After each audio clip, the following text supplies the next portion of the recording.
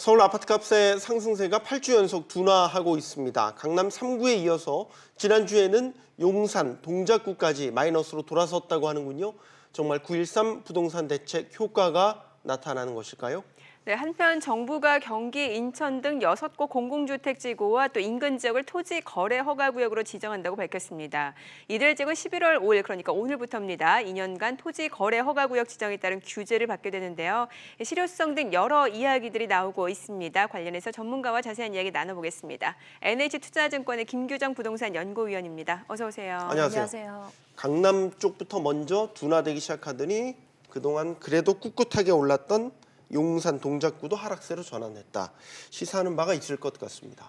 네, 일단 통계상으로 보자면 강남권에서 시작된 조정 양상이 주변으로 좀 확대되고 있다라고 볼 수 있겠고요. 네. 시장에 좀 체크를 해보면 일단 9.13 대책 전까지 상대적으로 좀 많이 올랐던 급등 지역에서 거래가 잘 되지 않으면서 호가 조정 매물들이 조금씩 나오고 거래가 부진하면서 쌓이고 있는 상황인 것 같습니다. 네. 물론 매물이 엄청나게 많이 출시되면서 적체되는 상황은 그렇게 크지는 않습니다만 네. 거래가 워낙 잘 되지 않다 보니 조정이 조금씩 이루어지고 있는 상황이고요. 그런 상황에서 이제 급등 상대적으로 좀 투자 목적의 수요가 많이 있었던 급등 지역을 중심으로 조정이 점점 나타나고 있는 상황으로 볼 수 있겠습니다. 그래서 강남 3구에서 나타난 이런 하락세가 지속이 되면서 지난주에는 동작이나 용산 지역까지 좀 확산이 되는 것으로 분석이 됩니다. 네. 자, 문제는 뭐 서울뿐만이 아니라 성남 분당도 떨어졌다라는 건데 사실 이 지역은 지금 전국 상승률 1위 지역이었단 말이죠. 그러면은 이게 많이 올라서 조정 국면에 들어간 건지 아니면 정말 그 9.13 부동산 대책 때문인지 헷갈리거든요. 두 가지가 다 있다고 보는 게 예. 맞을 것 같습니다. 어쨌든 많이 올랐기 때문에 9.13 대책의 효과도 좀 더 먼저 빠르게 나타나는 것으로 볼 수 있으니까요. 그래서 네. 좀 전에 말씀드린 것처럼 분당 같은 지역도 통계상으로는 9.13 대책 전까지 올 들어서 많이 오른 지역 중에 한 곳으로 꼽혔었던 곳이어서 많이 오른 만큼 대책 이후에 거래가 급감하는 상황이 오면서 먼저 조정이 좀 크게 나타난 것으로 볼 수 있겠습니다. 아직은 현장에서 이렇게 하향 조정된 매물이 속출하거나 가격이 떨어진 매물들이 거래로 막 연결되는 상황들이 아니다 보니까 네. 어느 정도 빠르게 조정이 또 조정이 얼마나 더 이루어질지는 가늠하기는 사실상 좀 쉽지가 않습니다. 그렇지만 많이 올랐던 지역들에서 조정이 나타나고 있다는 것 때문에 현장에서는 일단 9.13 대책 이후에 여러 가지 규제와 금리 인상이라든가 대출 규제 같은 이런 금융 환경의 변화 때문에 네. 수요 심리가 확실히 좀 얼어붙었다라는 평가들을 다들 하고 있고요. 거래를 하는 중개업소 관계자들도 그렇고 실제 시장에서 조금 지켜보고 있는 수요자들의 반응도 그렇고 좀 조정이 될 것 같다라는 기대나 이제 예측들을 좀 하기 시작하면서 많이 오른 지역들 중심으로 또 매물이 나오는 지역들 중심으로 조정은 좀 더 이어질 것으로 보여집니다. 강남 3구를 그러면 지금 상황은 어떻게 봐야 되겠습니까? 하락 국면이 고착화되고 본격화되고 있다 이렇게 봐도 되겠습니까? 네, 일단 하향 조정이 시작됐다라고 판단이 되고요. 거래가 되지 않고 좀 더 내릴 수도 있으니 지켜보겠다라는 생각들을 갖고 있어서 네. 적어도 연말 연초까지는 시장 상황을 좀 지켜보면서 매수자들이 거래 없이 관망세를 보일 가능성들이 많고요. 또 10월 말부터 시작된 대출 규제 영향으로 아무래도 자금 마련이 어려워진 수요자들의 위축 상황이 급변하고 있기 때문에 네. 거래가 없는 상황에서 조금씩 가격 조정이 더 이루어질 가능성이 많습니다. 오른 가격에 비하면은 사실상 아직 그렇게 조정이 오른 만큼 이루어졌다라고 보기는 어렵기 때문에 네. 시장에서는 좀 더 조정이 일어날 걸로 예측들은 하고 있고요. 다만 이 조정의 속도나 강도가 어떻게 나타날지에 대해서는 좀 의견이 엇갈리는 상황입니다. 좀 빠르게 좀 더 악화될 수도 있다라고 이제 비관적으로 보시는 분들도 있고, 네. 물론 이제 거래를 좀 원하시는 분들의 입장에서는 어떻게 보면 반가운 소식일 수도 있겠고요. 그래서 의견들도 상당히 엇갈리는 상황이다 보니까 이후에 시장 상황을 조금 지켜보셔야 명확하게 판단이 되실 것 같습니다. 네. 그럼 지금 저희가 앞서 언급한 강남이라든지 용산, 동작, 분당 사실 상승에 대한 기대가 아주 사라졌다라고 또 볼 수는 없는 것 같다는 생각이 들어요. 네, 일단 지역의 실수요자를 비롯해서 예. 좀 가격 조정 시에 또 투자를 원하는 그렇죠. 대기 수요자들이 여전히 강남권이라던가 수도권 주요 개발 지역 중심으로 아직 남아 있기는 하기 때문에 계속해서 가격이 가격이 폭락해서 이제 투자를 하면 안 된다 뭐 이런 심리까지 굳혀진 건 아닌 것 같고요. 네. 네. 다만 조정이 이제 막 시작되고 있는 상황이다 보니 지금 9.13 대책 발표되고 거의 한 8주 정도 지나면서 서울의 주요 지역 중심으로 이제 막 조정이 시작되는 상황이다 네. 보니까 기대가 완전히 사라졌다라기보다는 어느 정도 좀 조정이 될 것 같으니 지켜보자라는 심리가 더 우세한 것 같습니다. 그래서 시장의 여러 가지 기대 심리나 또 관망 심리나 이런 것들이 굉장히 혼재돼 있는 상황으로 보시는 게 맞겠고요. 그러면 사실 지금 뭐라고 섣불리 판단하기는 좀 어려울 것으로 보는 게 좀 신중한 판단이 되실 것 같습니다. 네.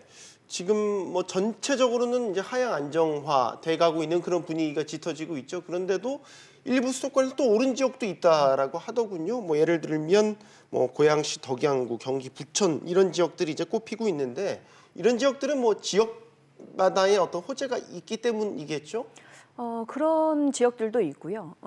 좀 전에도 이제 혼조세라고 말씀을 드린 게 서울 같은 경우도 강남 3구가 2주 연속 마이너스 통계를 나타내긴 했지만 네.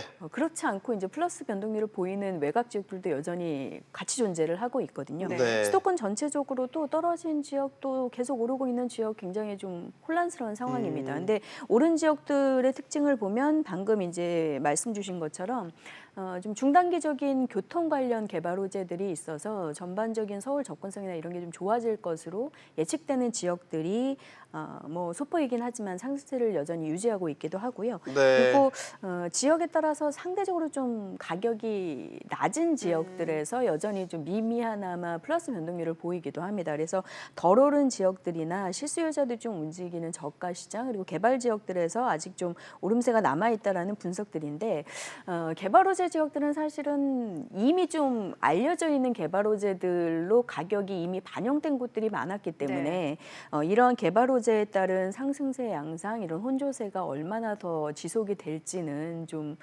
알 수가 없습니다. 뭐 일시적으로 좀 조정이 되다가 전반적인 약보합세가 확산이 된다면 이들 지역의 상승세도 점점 누그러질 가능성이 있어 보입니다. 그러면 전세 시장은 어떻습니까 지금? 주간 통계 한국감정원의 주간 통계로 보자면 서울 지역이 10월 마지막 주에 마이너스 변동률을 이제 기록을 했고요. 그리고 10월 통계로 봐도 예년 10월과 비교했을 때 상승폭이 그렇게 높지 않습니다. 가을 시장 마무리 즈음이니까 그렇죠. 상대적으로 전세 수요가 아직 좀 움직일 때인데 그것에 비해서는 상당히 좀 조용한 모습이었고요. 시장에서는 매매 시장이 아무래도 대책 이후에 좀 안정세를 보이면서 전세도 좀 조용하다라는 분석들도 있었는데 그것보다는 4분기 중심 또 연초까지 이어지는 입주 물량이 좀 본격화되는 지역들에서 좀 안정적인 모습을 보인 경우들이 많았고요. 네. 또 최근 9.13 대책 전까지 소위 이제 갭 투자라고 해서 좀 적은 금액으로 높은 전세 비율을 가진 지역에 투자를 하신 분들이 많았는데 대출 규제로 잔금 마련이 계약 잔금 마련이 어려워지면서 전세 물건이 좀 많이 나오는 지역들이 있습니다. 그래서 네. 그런 지역들 중심으로는 전세 물건들은 좀 늘어나는데 수요자들은 뭐 동일한 양으로 계속 움직이다 보니 부분적으로 예년에 비해서 좀 안정적인 모습이라고 볼 수 있습니다. 물론 실수요자분들 입장에서는 전세가 이렇게 좀 안정적인 모습을 보이는 게 좀 바람직할 수 있겠고요. 이후의 상황은 일단 매매 시장이 계속 안정세를 보이다 보면 아무래도 전세로 대기하는 수요 심리가 늘어날 수 있기 때문에 그래도 매매보다는 전세가 좀 더 오름세를 보일 거다라는 예측들이 내년 시장까지 전반적으로 좀 나와 있는 편이고요. 네. 다만 내년에도 하반기에는 올해 초에 송파에서 그랬던 것처럼 강동권의 입주 대단지들이 좀 있습니다. 그래서 시기별로 입주가 좀 많이 나타나는 지역도 입주가 마무리되는 지역에서 매매와 마찬가지로 지역별 수급 상황에 따라서 변동률이 좀 엇갈리는 혼조세가 전세 시장에서도 계속 이어질 가능성이 높습니다. 네. 자, 이번엔 좀 화제를 전환을 해볼까요? 정부가 지난 30일에 경기, 인천 등 공공택지로 개발되는 그 예정지입니다. 6곳을 토지거래 허가구역으로 지정한다고 밝혔습니다. 그렇죠. 위원님, 토지거래 허가구역으로 지정이 되면 마음대로 사고 팔 수 없다라는 얘기죠? 그렇죠. 거래를 허가받아야 한다는 얘기니까요. 예. 그 제도명 그대로. 그래서 본인이 그냥 뭐 허가 신고 없이 또 목적에 맞지 않게 임의로 거래하시거나 이럴 경우에는 계약이 무효화되거나 뭐 징역형이나 벌금형이 처해지는 경우들도 발생하게 됩니다. 그래서 뭐 제도 자체는 저희가 뭐 투기적인 거래가 좀 성행해서 지가가 이상급등할 걸로 우려되는 지역들에 대해서 네. 지정할 수 있도록 만들어진 제도고 네.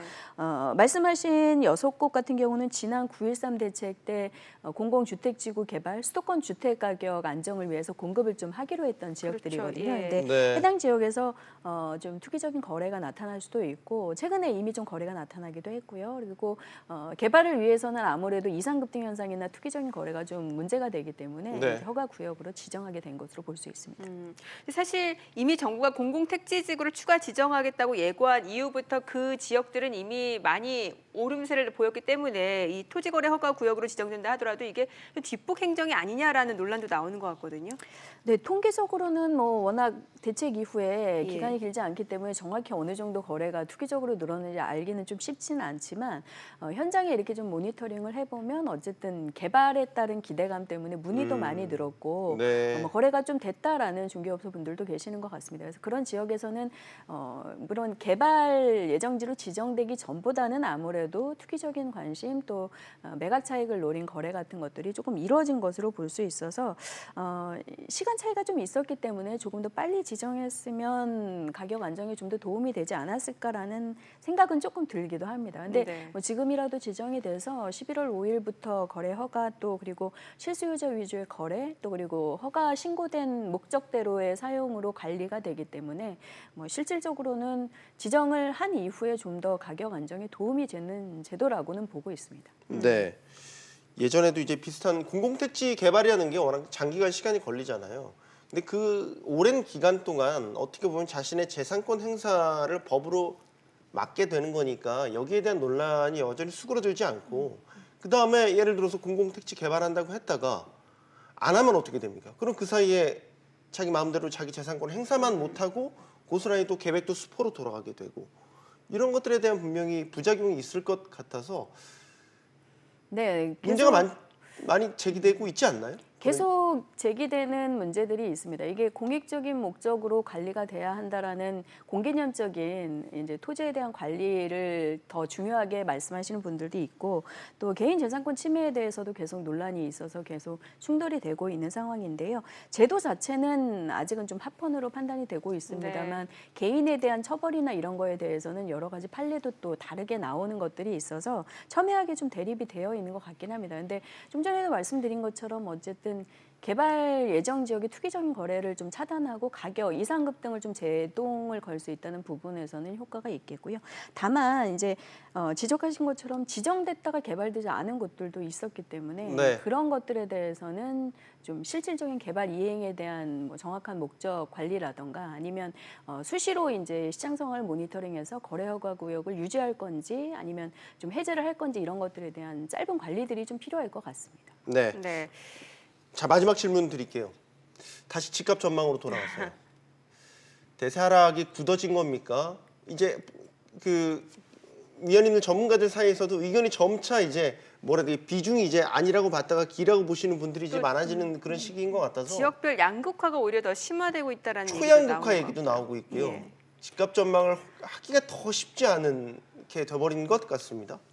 일단 주간 단위 마이너스 통계들이 나오면서 좀 더 조정에 대한 의견들이 많아지는 시장 분위기들이 있기는 하고요. 제 개인적으로 볼 때는 어쨌든 대출 규제 부분이 전반적인 수요 시장에 상당히 영향을 미칠 걸로 보여지고 오른 가격 때문에 일반 수요자들이 진입이 차단된 상황이다 보니까 전반적인 거래 둔화 때문에 가격 상승세는 좀 확실히 꺾인 상황이 이어질 것 같다라고 보고 네. 있습니다. 그래서 내년 시장으로 가면서 좀 더 조정이 될 걸로 보여지고요. 다만 최근에 동향에서도 굉장히 혼란스럽게 나타난 것처럼 뭐 입주가 많았다가 정상화됐다가 개발 호재가 나왔다가 뭐 이런 지역별 변수에 따라서 부분 오르내림이 엇갈릴 수밖에 없을 것 같습니다. 그래서 내년에 실질적으로 하락 수치가 그렇게 크게 나타나기보다는 전반적인 거래 부진 약보합세 속에 지역별 개발 호재에 따라서 등락이 엇갈리는 상황들. 그래서 만약에 뭐 내 집 마련이나 투자를 하신다면 전반적인 추세 흐름이나 수치에 너무 몰입하시기보다는 네. 각 지역의 호재나 이슈를 좀